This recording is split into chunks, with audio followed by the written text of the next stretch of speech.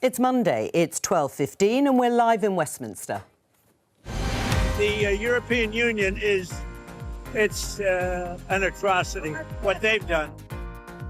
EU leaders arrive in Brussels as President Trump starts a trade war. Keir Starmer joins them later to reset relations with the bloc. But with the possibility of tariffs hanging over the UK too, how close should he get to them?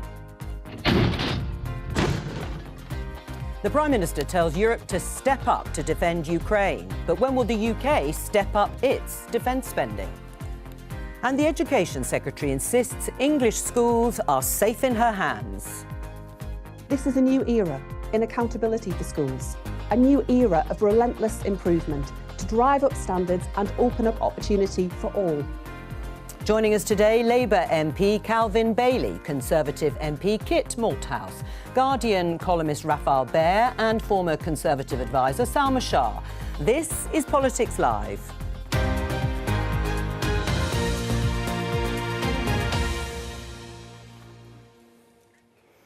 So it looks as if a trade war is underway, started by Donald Trump as he slaps 25% tariffs on goods from Mexico and Canada and 10% on China.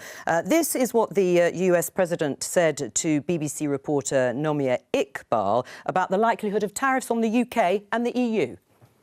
It will definitely happen with the European Union, I can tell you that, because they've really taken advantage of us. And you know, we have over a $300 billion deficit. They don't take our cars, they don't take our farm products, they take almost nothing. And we take everything from them, millions of cars, tremendous amounts of food and farm products. So the UK is way out of line, and we'll see the UK, but European Union is really out of line. UK is out of line, but I'm sure that one, I think that one can be worked out. But the European Union it's an atrocity. Prime Minister Starmer has been very nice. We've had a couple of meetings. We've had numerous phone calls. We're getting along very well. And we'll see whether or not we can balance out our budget.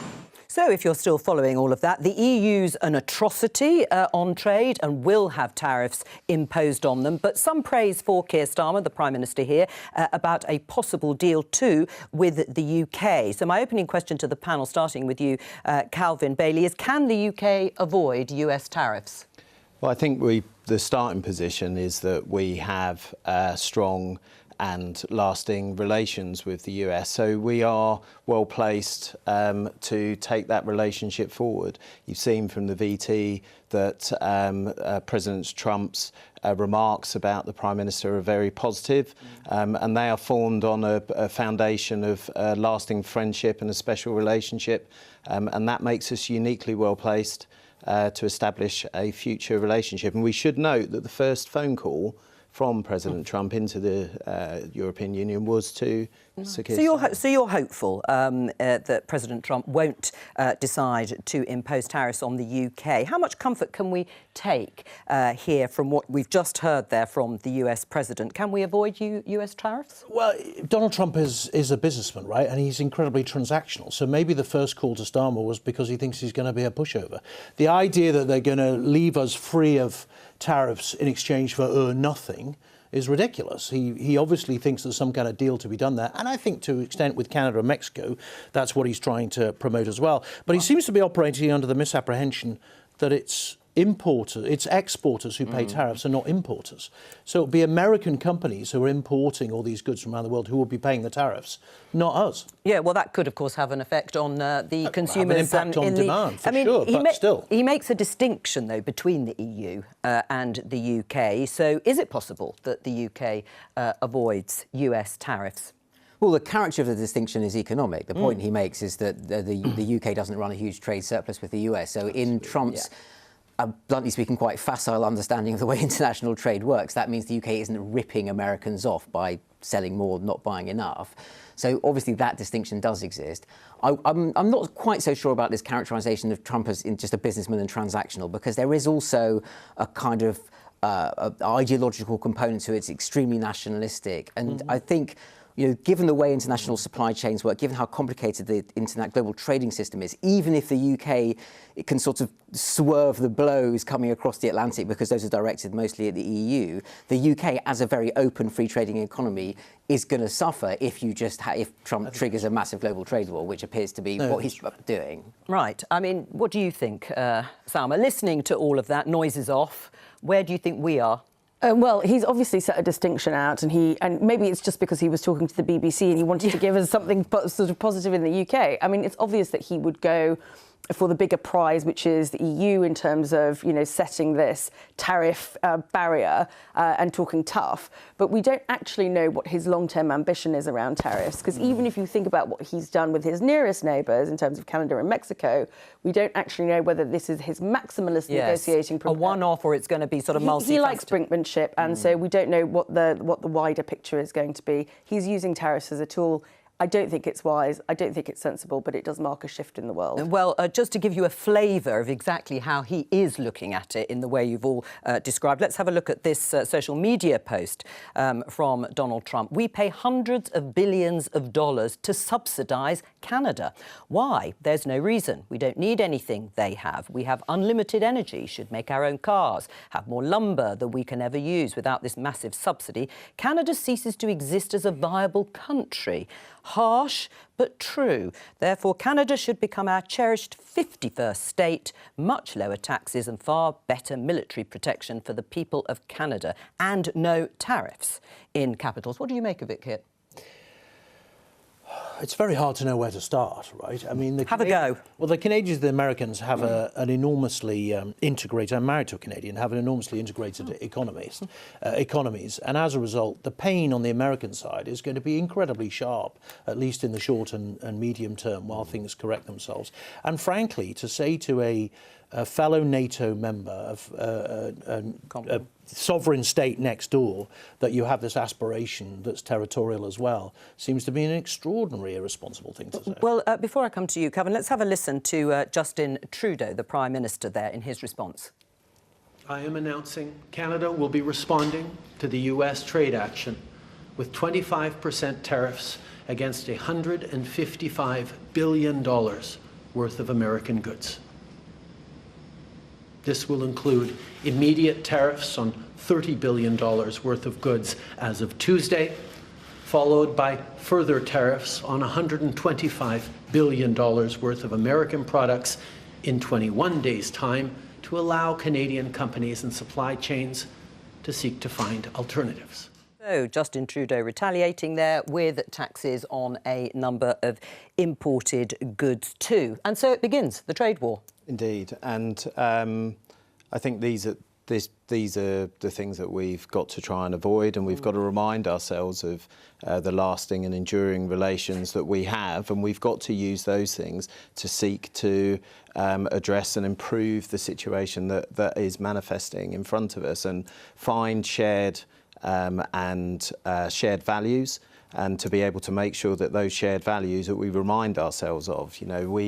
We stand at the foundation that the three countries that are in this discussion at the moment are the foundation of NATO and European security. And it's important that our leaders go out there and remind our nations of this, so that we don't progress the situation. Well, you're leaning into this relationship, a special relationship, enduring special relationship with the US, just as Keir Starmer, the Prime Minister, is hot-footing it to Brussels to have a reset there. How much of a risk is hugging the EU closer when it comes to the potential of upsetting Donald Trump? Bearing in mind he's expressed his huge distaste for the EU. Absolutely, but it's not.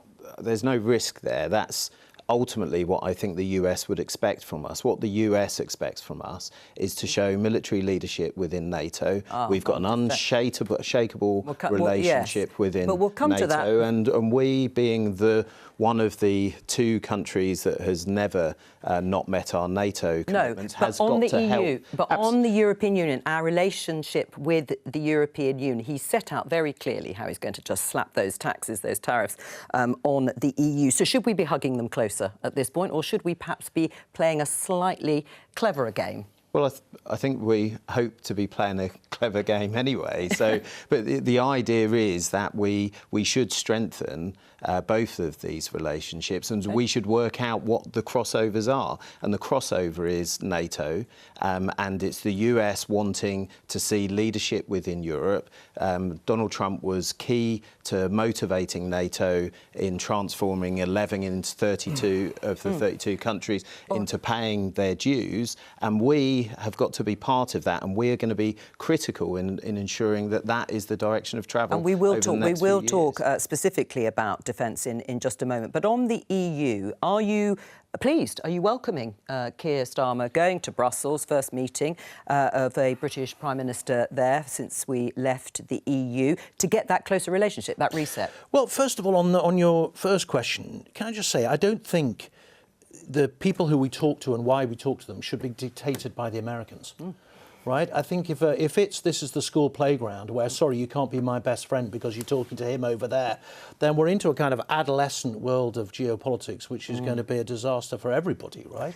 So should we be talking to the Europeans about trade? Absolutely we should, right? We buy a lot of their stuff, they buy a lot of our stuff, so we should make that as easy as possible. So should there be an alliance, a really close alliance with the EU, because it might be our only protection against an unreliable and unpredictable US president? Well, there already is a military alliance. Yeah. We already have a trade and cooperation agreement, which is meant to be a trade alliance. Obviously, those things are closely linked, the two of them. So, yeah, I mean, if we can sell them more stuff and they can sell us more stuff cheaply and easily and freely without us being part of some massive political organisation, then great, let's do it.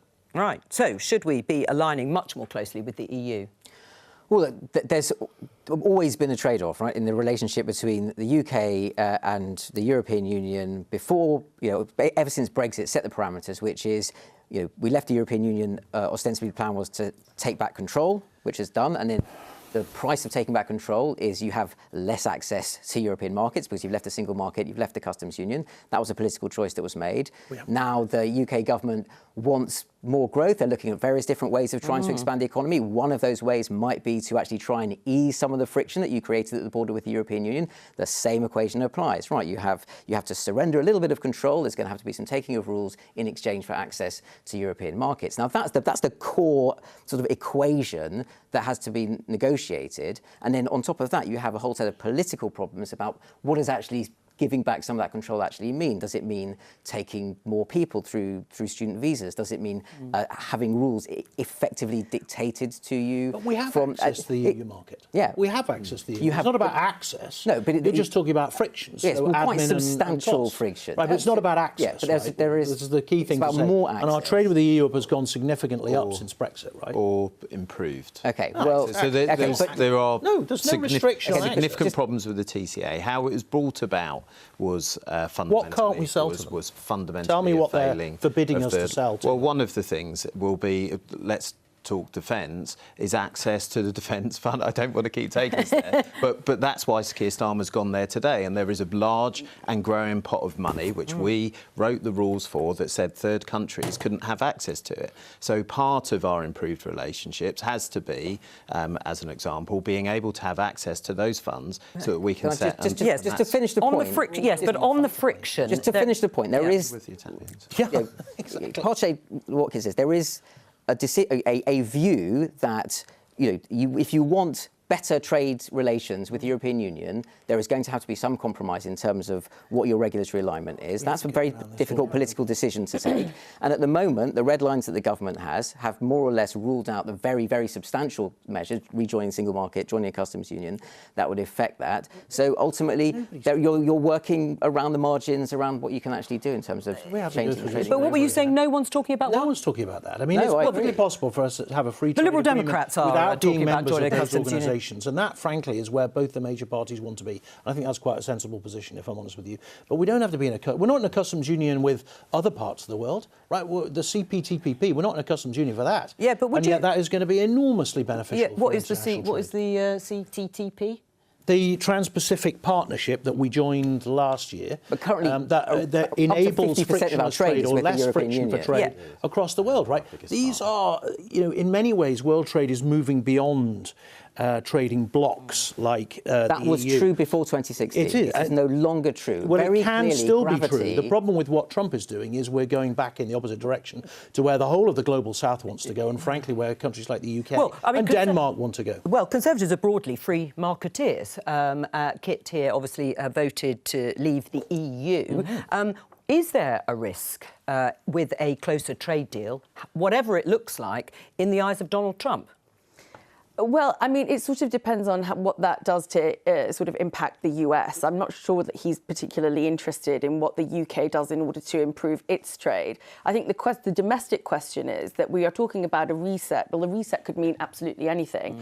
And is it where Rafael is in terms of thinking about this as a staging post to perhaps a bigger strategy where you get closer to the EU? Or is it actually just a bit of communications where people are trying to look to their government to see that they're making some progress? But yes, you're right. Conservatives are free marketeers.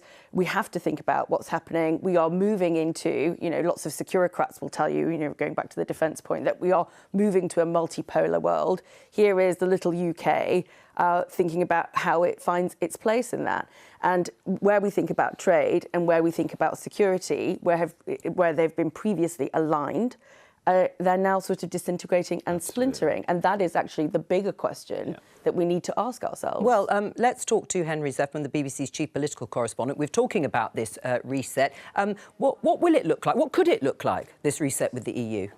Well, it's still a bit unclear, Jo, and today's symbolic visit, I think, by Keir Starmer as the first British Prime Minister to attend one of these summits, at least in some form, since Brexit, is really more a declaration of intent, I think, rather than the opening of some detailed blueprint for where relations might get to. But I do think we have an outline. We have an outline that the government wants to improve the trading relationship while sticking to Theresa May's red lines from way back 8 years ago, as it is now, of not being part of the single market or the customs union. We know that he wants to improve the defence and security cooperation, which of course is the main topic today, and we know that he wants more cooperation on migration. I think perhaps what will be the most important thing to come out of those informal chats which he'll have with EU leaders, perhaps including those ones he doesn't see as often as Emmanuel Macron or Olaf Scholz, over dinner tonight, will be what the EU is going to insist on in return, because that, I think, is where the political complexities here in the UK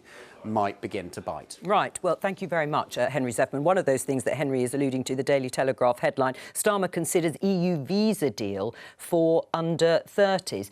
Should he consider that? Should that be on the table? So I think one of the failures in the Brexit negotiations was people coming on television and discussing specific parts and rolling the pitch so that things weren't addressed adequately. Obviously, there are significant problems in the TCA. There are some areas, the trade and cooperation agreement, and that there are some things that we need to focus on and improve, such as a veterinary agreement. The NFU is very keen for us to get off this, and these things will allow an improved trade. But will that also allow an improved trade? Could that be a trade-off, saying yes to a youth mobility scheme for under 30s to come and study and work here, and for UK students to do that? You think that is we had one before we went into the EU. You're talking about the Erasmus scheme? Well, there were lots of visa arrangements before we went. Where do you think the French au pair came from, right? We had that before the EU was in existence.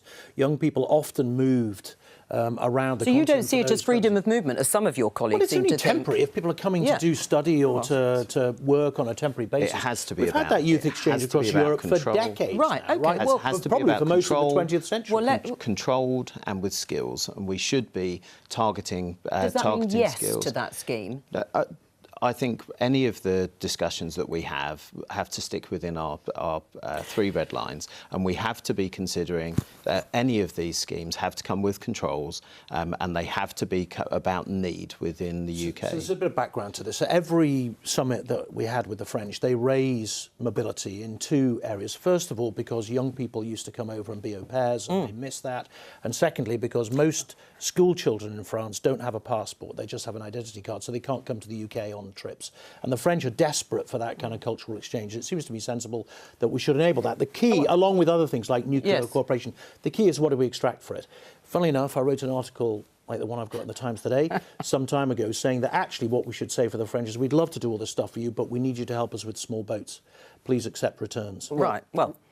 And in fact, the UK had actually bilaterally already approached other European Union member states to say, would you be interested in something like this? And it's because, you know, part of the way the European Union operates, those member states got together and said, well, we're not going to do, or the Commission also made it very clear, you can't do bilateral deals. If you want to have this kind of arrangement, you do it with the whole of the EU. Yeah. There's then it gets technical in terms of, well, if you have an agreement, UK young people going over into the Schengen area, can they move all the way across Schengen, or is it just in one country? But clearly, something like that is on the table. The question then is, in terms of the current government's position, is the hesitancy about saying, well, we're probably going to give something like this in the get something like this in the negotiation, but we don't want to go too far now, we don't want to say too much now, or is it that, you know, the Treasury, the Cabinet Office are saying let's do this, and the Home Office are saying, whoa, hang on, that's going to make our net migration numbers go up. Politically, absolutely no way we're doing that, and I can't tell you. I think it's somewhere in that space. You used to work at the Home Office. Yes. Which do you think it is? Because there is a reluctance. We've heard it in Calvin's statements so far about saying yes, let's have a youth mobility scheme. It's not freedom of movement. We've got a Brexiteer saying it would be very sensible. What it sounds like to me is not dissimilar to how it was in government, in that we don't know what our strategic negotiating position is or why we want to do it. I don't think that there should be any reluctance on the part of government to say we absolutely want a youth mobility scheme. This is going to be good for Britain. It's good for our relationship with Europe. Negotiate that, go behind the scenes and think about what they might want to extract as part of a deal. But I go back to the point. What is this strategic reset actually for? What is the Prime Minister trying to achieve with this? We don't really understand the parameters. We've gone out, and as Henry Zeffman said, it's symbolic. It's a symbolic Is it symbolic, or is it about growth? Or is it about growth? They want growth, and wouldn't... we're throwing out... Well, I mean, look at the economies of Europe, right? Germany's tanking, France is tanking. The only one that's doing any reasonably is Spain, because they've got a massive unemployment overhang. So the whole EU economy is teetering and tanking. The idea that closer alignment or even being part of the EU is some kind of economic miracle maker. Yeah, but if you want to do a trade deal... Hold on a minute. The differential between our growth is not massive, OK? No. We're all faced with the same headwinds. We're faced with the same inflationary headwinds, cost of energy as a consequence of a war on the continent. We are all having to deal with, you know, I'm just saying, in or out, it makes no difference. But no, but it's not the point. There's a model that we've adopted that isn't working. Is what are you actually looking for in terms of this trading relationship? What are the specifics? And the idea that actually Keir Starmer's gone there to an informal get-together of European leaders being some kind of boon, I don't understand. Well, some of the specifics are, I mean, from the government side, that they want equivalence on professional qualifications. They want to make it easier for touring musicians and artists to be able to get around the EU and within the Schengen area of countries where there is that freedom of movement, particularly. And there are a number of other things that they say would improve the relationship. Do you think that's genuine? Well, yeah, I mean, as I understand it, the government's plan is sequential. So you start with defence and security cooperation, which is relatively straightforward to achieve because that's actually not governed by the TCA. Through that process, you develop goodwill, which then means that when you do get into a TCA renegotiation, which is incredibly difficult, and it depends what benefits. We can argue indefinitely about what the benefits might be from that, but it's definitely something the government wants to do. I think that the key point is exactly Salma's one, that to make that sequence work, you have to have some kind of sort of macro strategic concept of what the UK's relationship with the whole European project is going to be in the future. Now, at the moment, that seems to be filtered through the lens of defence and security, which is, I think, great, which is the right judgment. But it's very, very unclear, and we're all in this weird vortex now because Trump's basically ripped up so much of the foundations of what the international geopolitical framework looked like that we have no idea. So is there a political? Yeah, go on. There's just one thing I want to say to that. You say Trump's ripped that up, and this is not a political view.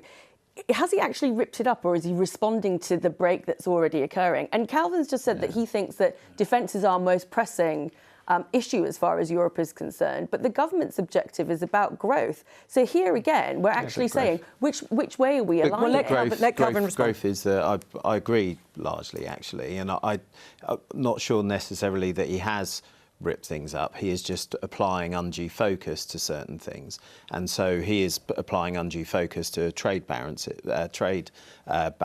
and trying to address those things for his own benefit. And it's important in these circumstances, perhaps, that we do go back to first principles and start with things on which we agree, and they're the foundations from which you build up. And our most pressing issue at the moment is security. I think, to be honest, I think someone's exactly right. I think you're missing the big point, which is Trump appears to be accelerating what's been happening really for the last 15 years, which is economic and military retreat from the world by the Americans.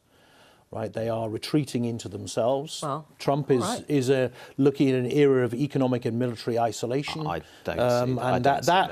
They're at their maximum. The Americans are churning out.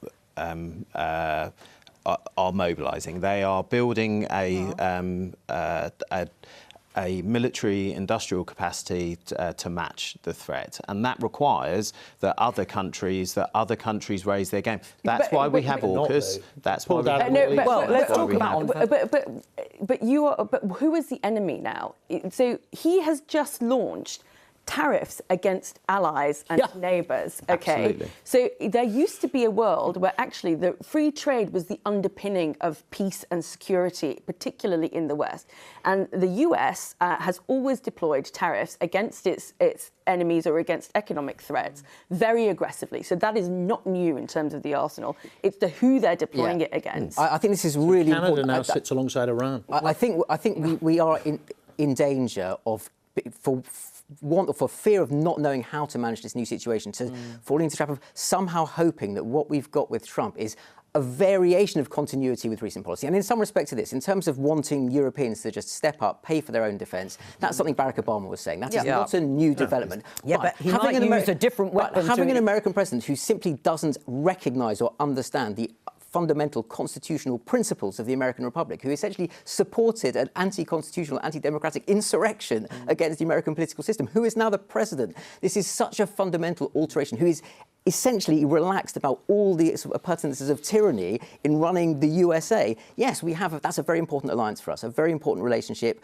and all the security relations are absolutely interlocked, so we have to manage that relationship carefully. But we can't be naive about the scale of what's happened to the United States in the last fortnight. No, but it's happening all over Western liberal democracies. There was a poll out last week here where you've got a young generation saying that they don't understand the purpose of democracy. Well, they want strong leaders. And they want strong leadership. So we can't close our eyes to this. On the point of defence, though, I mean, Calvin, there may be viewers thinking Keir Starmer has gone to the EU and also to talk to NATO and talk to NATO leaders to say increase your defence spending when Keir Starmer and the government won't commit yet to spending 2.5% of their national income on defence, or they won't give a date for it. I mean, how can Keir Starmer ask others to increase and improve their defence spending when we haven't stated when we're going to do it here? OK, well, we have committed to spending 2.5% GDP, and that will be announced after we've had the spending review and when the SDR is published in the spring. And that's quite clear. But it's important that actually we set and understand the foundations upon which you are going to lay that plan, and that you make sure that that plan is something that is well considered, and that includes everything that's behind that. So the industrial strategy also needs to support it. And so we, as one of the few nations, as I said earlier, that has actually always met our NATO spending commitments. One of the last time that we actually met 2.5% was under a Labour government. So we've got a good track record in Labour, and that is something that he will be sitting down with his partners and allies saying, I'm sure, look, the Americans want to see a shift. Donald Trump said 5%, and at the moment there are a number of NATO countries in Europe who don't even spend 2%. I mean, we're at 2.3%. I mean, your last government, Conservative government, pledged 2.5% of GDP by 2030, paid for by cutting civil service jobs, which were planned. The Institute for Government said, just wasn't a serious plan. Do you accept that that wasn't being honest about how you would pay for it? Yeah, I think... why is it dishonest to say that? Well, because, as they said, I think it was the Institute for Government, said that How would they know? There aren't £4 billion worth of civil servants. Because There aren't £4 billion. like the rest of the programme, there was no actual plan. The point was we had a plan to get to 2.5%. We were at 2.3 No, but they've just said that plan wasn't credible. Hold on. Cutting civil service jobs. Hold on. We were at 2.3 already. But I think the point is fair at the moment to say, well, exactly as Sam said, who is it now in this new context with a new American posture and, as in my view, a retreat from the world, who is it that we need to think about and how we're going to attack? Because it's certainly the case that 2.5%, whatever you think about our plan or their plan, 2.5% was predicated within an American context. Sure. Right, that would be sitting alongside a United States which had a certain posture in the world. Now, that posture, in my view, is changing, and we need to think about what the implications are for us. So it might be that we need more than 2.5%. Right, but it might be, but my question is, are either of you, parties-wise, being honest with the electorate about the trade-offs for reaching 2.5% or beyond? It's fine to set the context, but the real trade-off is the end of the peace dividend. It's that we would have to spend far less on health, for example, not cutting civil service, number of civil service jobs. I mean, isn't that the real question around if we want to spend a lot more on defence? Well, we could do both. Well, yes, but I think the answer to your question is yes. I mean, it is, you're talking, about just to get to 2.5%, well, I think about £4 billion. There aren't £4 billion worth of civil servants that you can cut. That's just, it's the sort of thing that politicians say when they think they were going to lose an election anyway and don't really care about having to make the numbers add up, which is what happened. But in terms of the Labour position, also, I'm afraid saying, well, we're going to wait for the Strategic Defence Review to decide what we're going to do, that is going to tell you where the money ought to be spent and what the priorities should be. You can start saying now, we know for a fact you're going to have to spend more. So you can start preparing people. But that's why it's sequenced through a spending review. But I know that the general public has got used to erratic government where we make announcements on television programmes and things change by the hour. We have to show patience in making sure that we set out a financial programme from which we can develop a strategic my advice for the Labour Party. And this was what we have done for generations. It was only the past 14 years where we just stopped governing sensibly. No, we had a strategic defence review. And it was awful. Do you want to go through the two strategic defence reviews that resulted in the terrible state the armed forces are in right now? To spend money on Gordon Brown's bloody warships. But the problem with your positioning there, Calvin, is that you're saying we're going through a spending review process and you're going to go through the process. At the same time, you are actually in a worse position than when the last government said that it was going to get to 2.5, because you've got inflationary pressures in real terms and you've also got a downwardly revised growth target. So you actually have, as a consequence of the reduction in the economy, you have less money to play with. So at least, this is not about erratic government or, people opining on this. At least we need a sense of direction of where you actually want to go. If you are going to meet 2.5, is that where the Labour government's priority is? Is it security, or is it health, or is it welfare? We just don't know any of that. Calvin? For the 2.5, with we will get to 2.5%.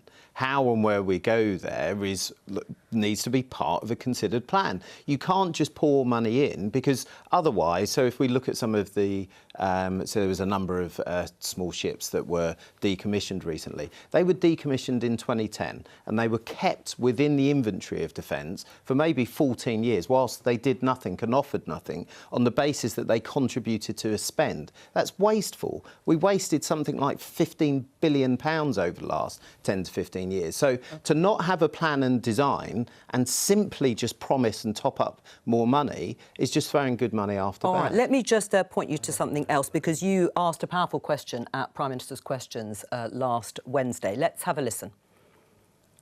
Tomorrow marks the 20th anniversary of the loss of Royal Air Force aircraft X-Ray Victor 179 and the 10 UK service personnel that were killed on board.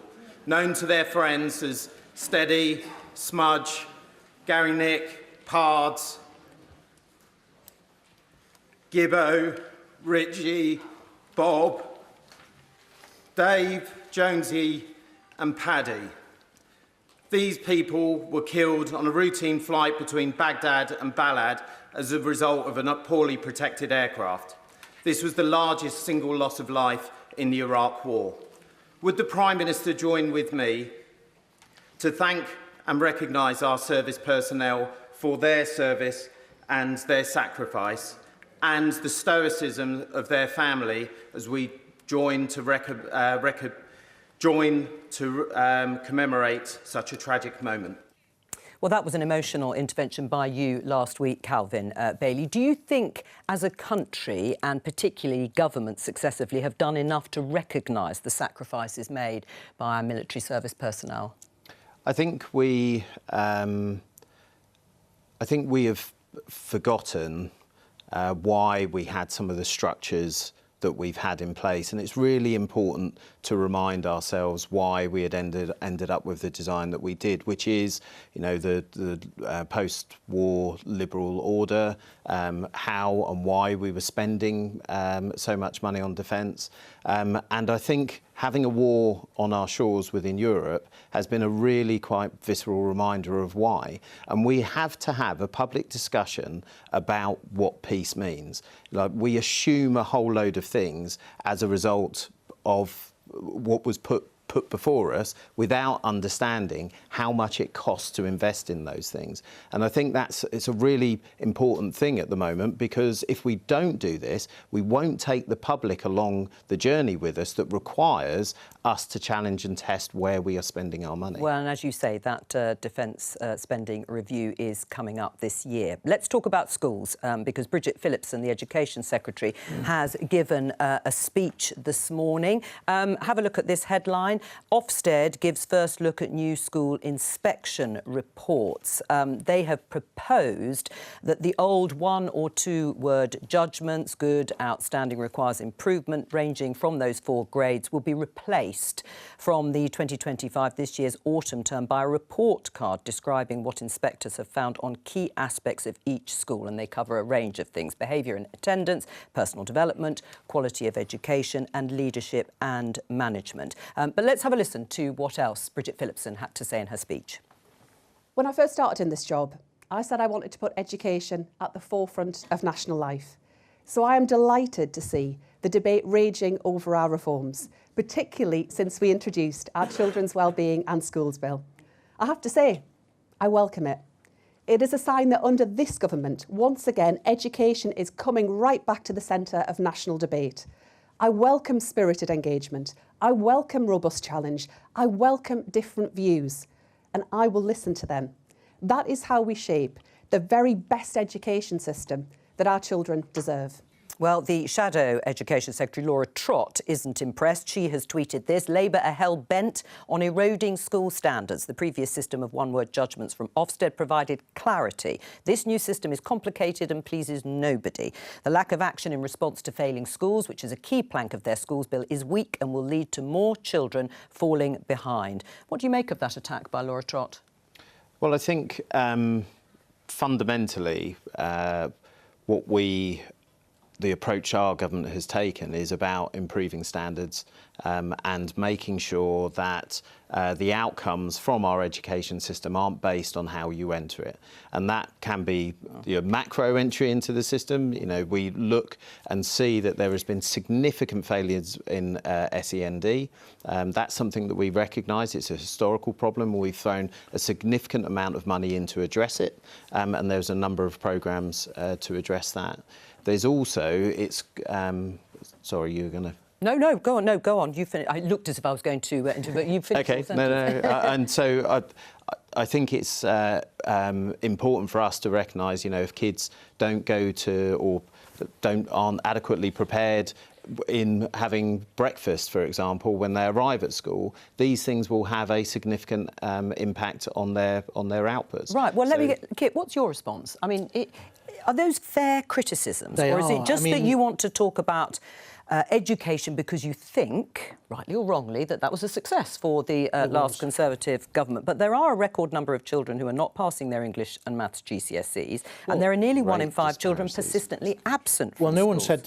No one said there wasn't room for improvement, but in truth, of all the blows that the government, this government has delivered to the country, Bridget, I'm afraid, is delivering easily the most devastating in mucking around with the progress that's made in schools.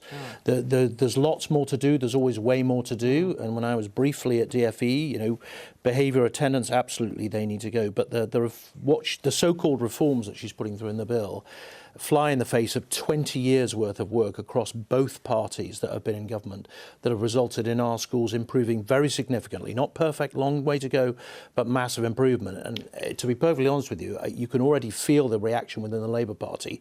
And I think come the first reshuffle, I'm afraid Bridget will be toast, because this is the last thing the schools need at the moment is this kind of crazy destabilisation. She's becoming the kind of Donald Trump of education. These report cards, the report cards are what parents want. You know, there is an improvement. This was something that we know that the parents want. It will improve our ability to be able to... You're a school governor. If you read the Ofsted report, it already has detailed review into all these areas if parents want it. Not adequately but the simplicity of having a single target, a single word, was clarity for parents. What's the problem with this? There seems to be a massive political row over this bill. OK, well, yeah. So, first of all, I think we can park the Ofsted question. Yeah. I think you can have it doesn't seem to be a very substantial change, you know, and ultimately you have people can argue whether or not how much information you want, so or whether Ofsted is fit for purpose. But in terms of the school reforms, I think the real problem here is that at core there is a question of whether or not the Labour Party agrees with a principle that actually started under the last Labour government when Ed Balls was the Secretary of State in saying actually you need to give a little bit more freedom and control to the schools to decide whether it's their admissions policy or control of their finances or how much they pay teachers. And then, obviously, under Michael Gove, a very radical move in that direction, taking control away from local authorities. There was a long period where Labour in opposition decided, for various reasons, some of it ideological aversion to anything a Tory Secretary of State was doing, that was a bad idea and you shouldn't do it. They've now found themselves back in government. And as far as I can tell, they don't actually have a sort of a doctrinal position on whether or not that was the right direction or the wrong one. So you've got this reform which is sort of diluting it a bit, but not willing to say, we think that's the wrong direction.